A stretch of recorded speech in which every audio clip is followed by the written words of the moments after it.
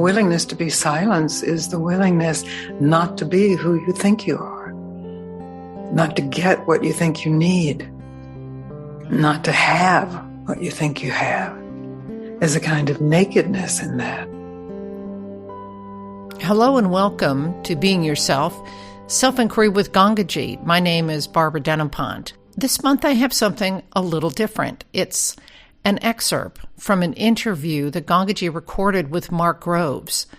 It's a wonderful conversation about what it is to be still, what it is to be silent, and why are we afraid of silence? Why are we afraid of stopping? I so appreciate how Mark shares his own experience in this interview. I found it very compelling. You've had such a profound impact on my life, your words. I found you in the depths of a breakup, maybe like a week after I went through a breakup. And a friend of mine sent me your podcast.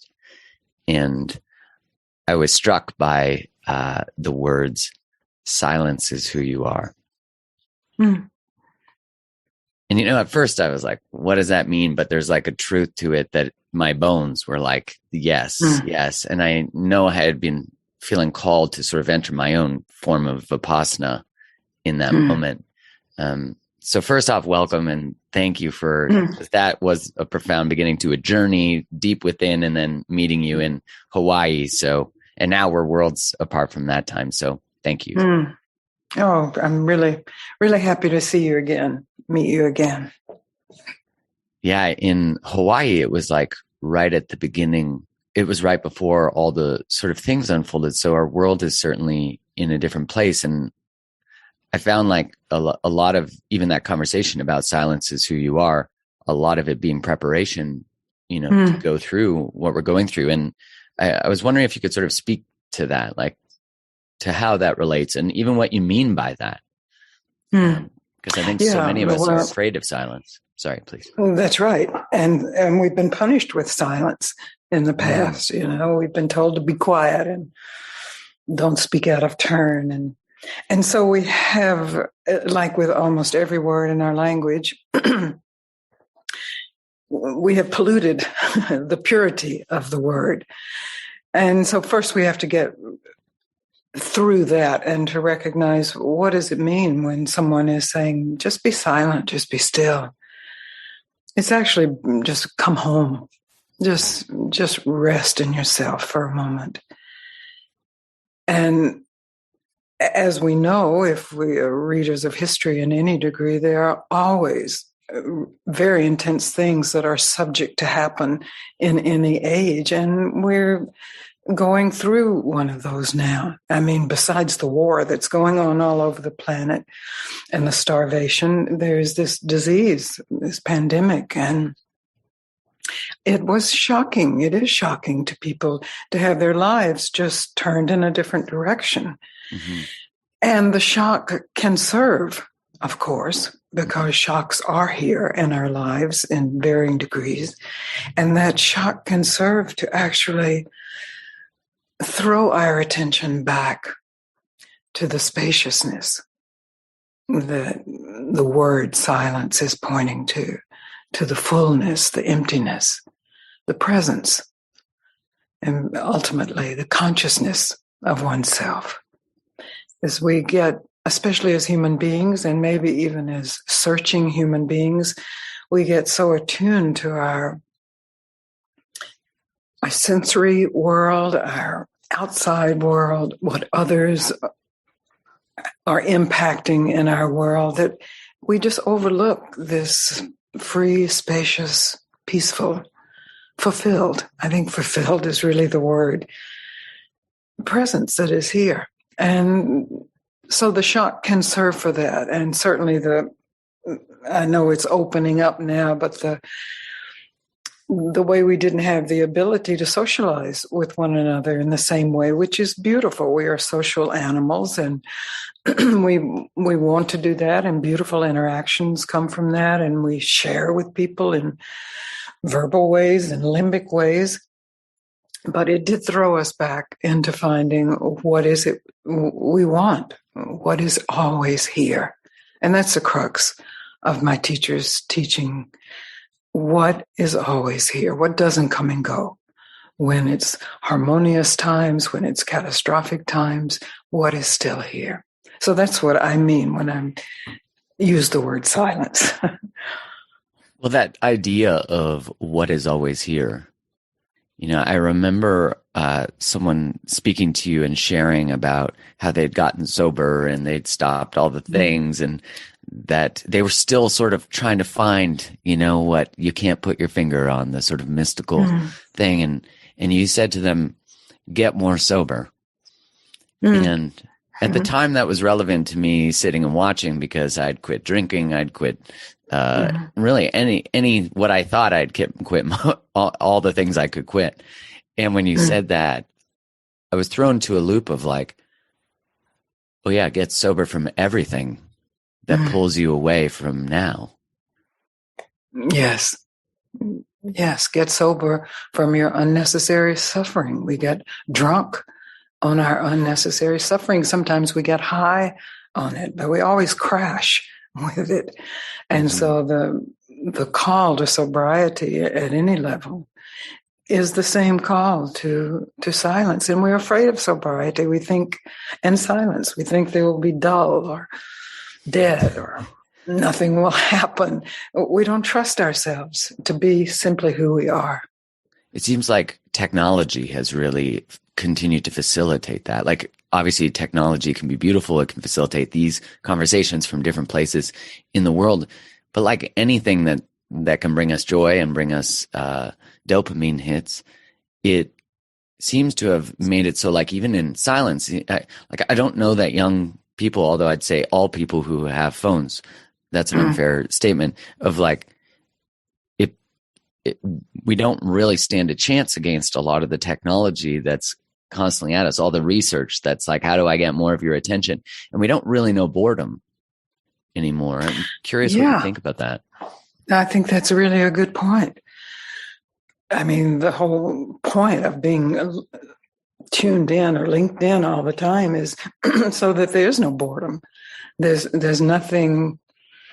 There's very little you have to do to be stimulated from the outside, and as you say, it's all built on that. So, there are plenty of jokes about it.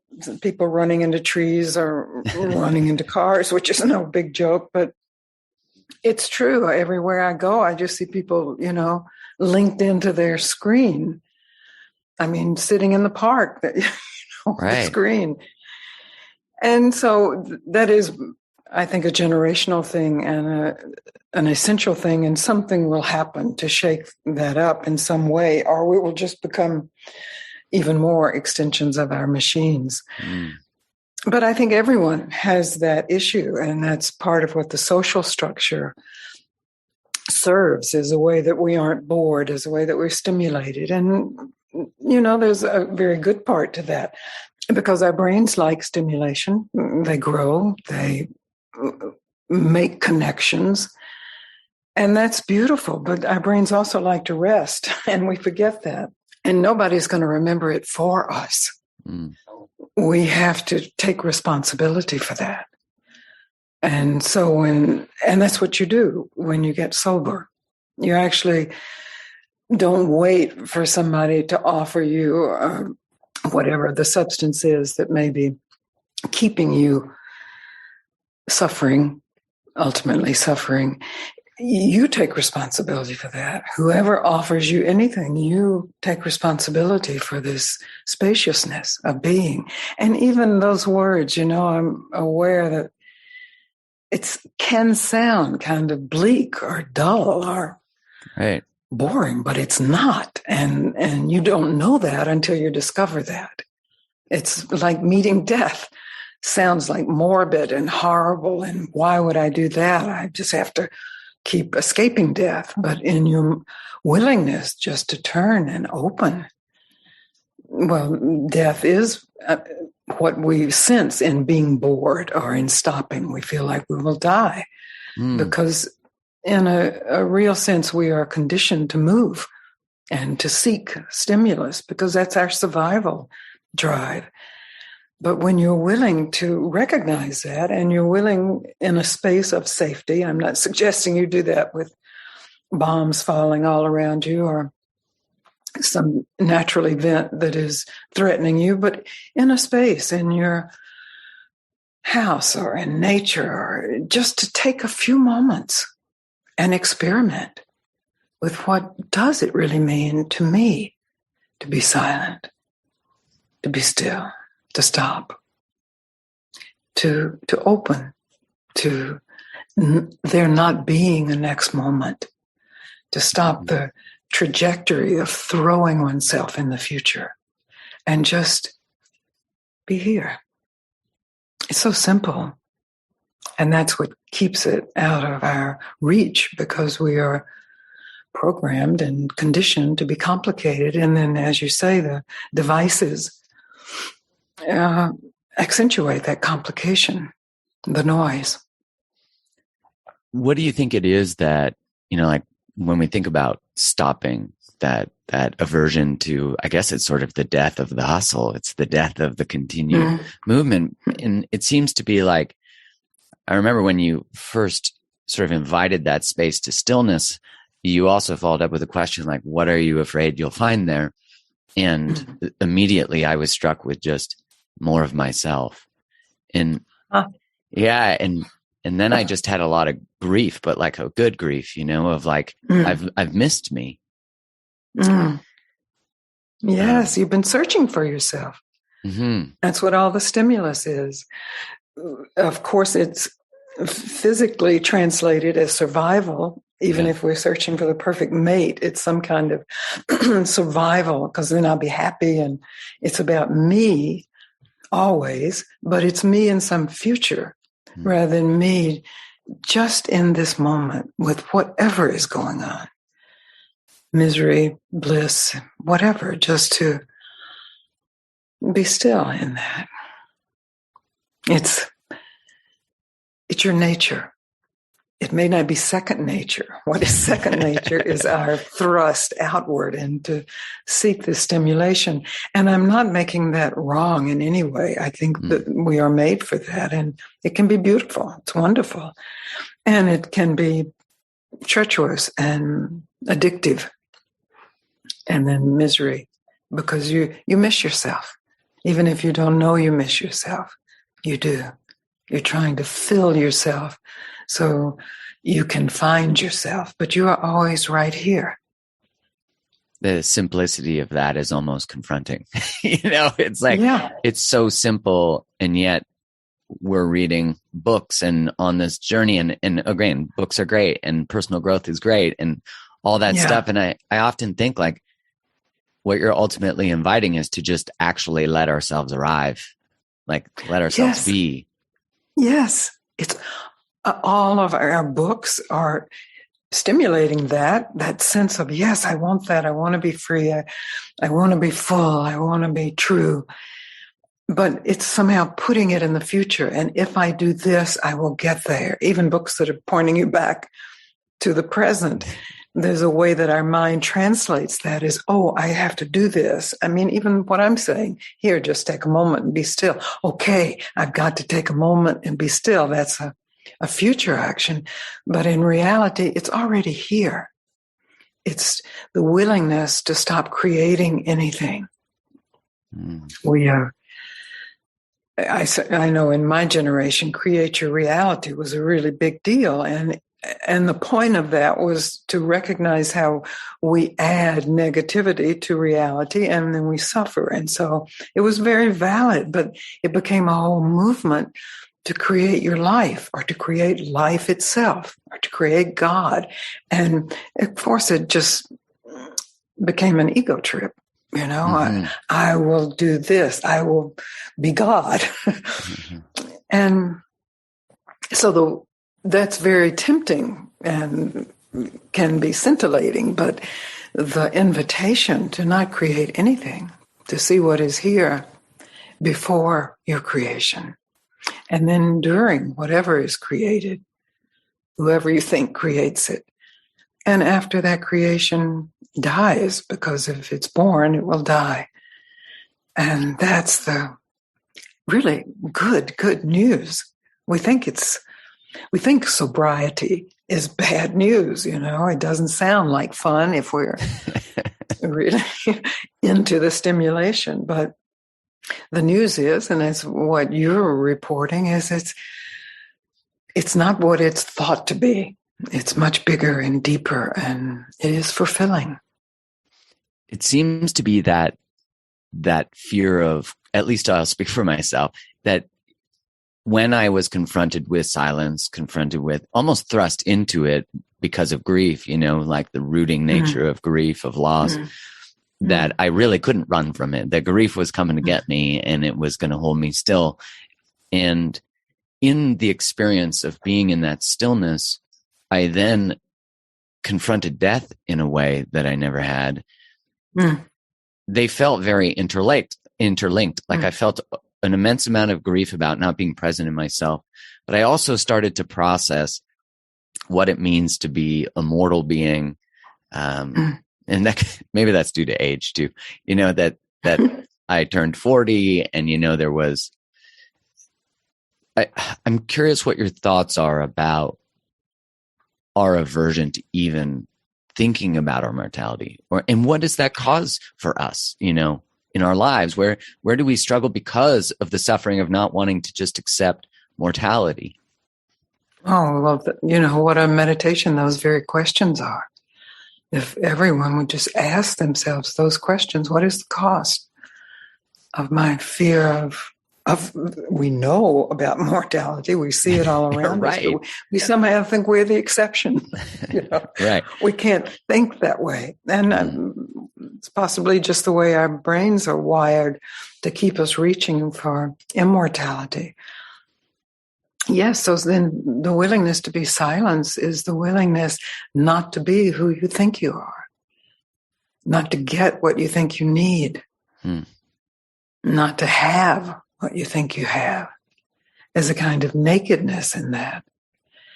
And yes, it can be fearsome. I felt great fear when my teacher told me, just be still. And I tried to sort of imitate being still. I got into a meditative posture and he said, no, that's too much.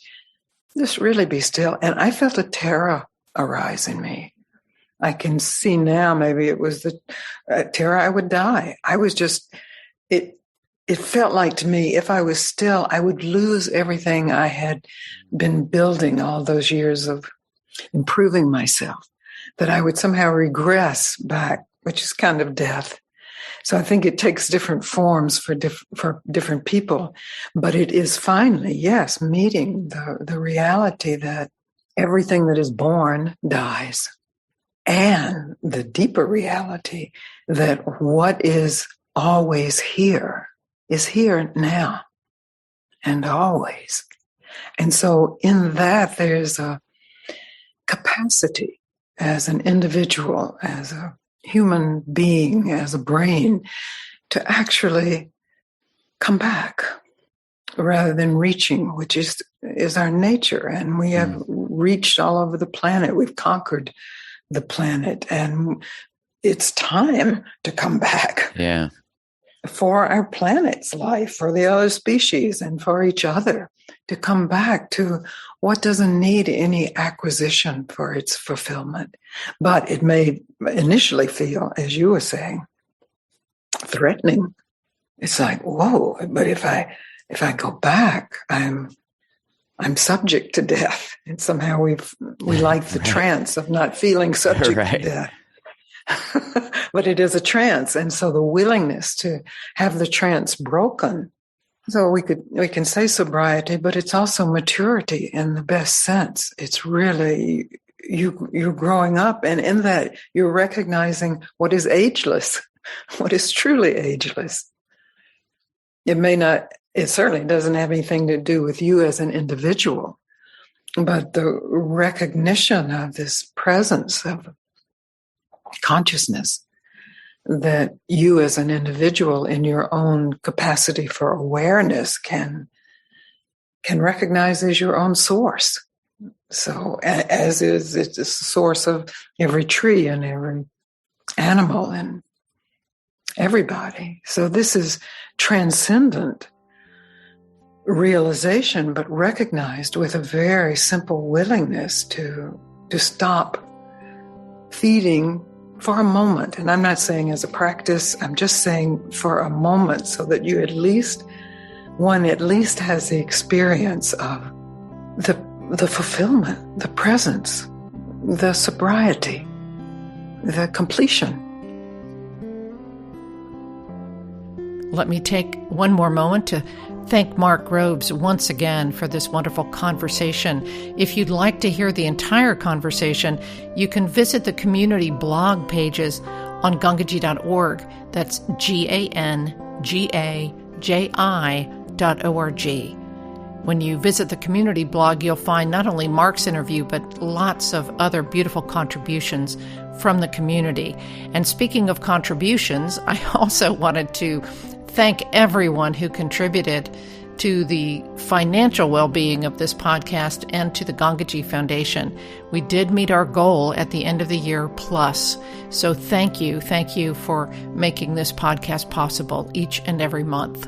I appreciate you in so many ways, and I thank you for listening. I'm Barbara Denham-Pont. Until next time.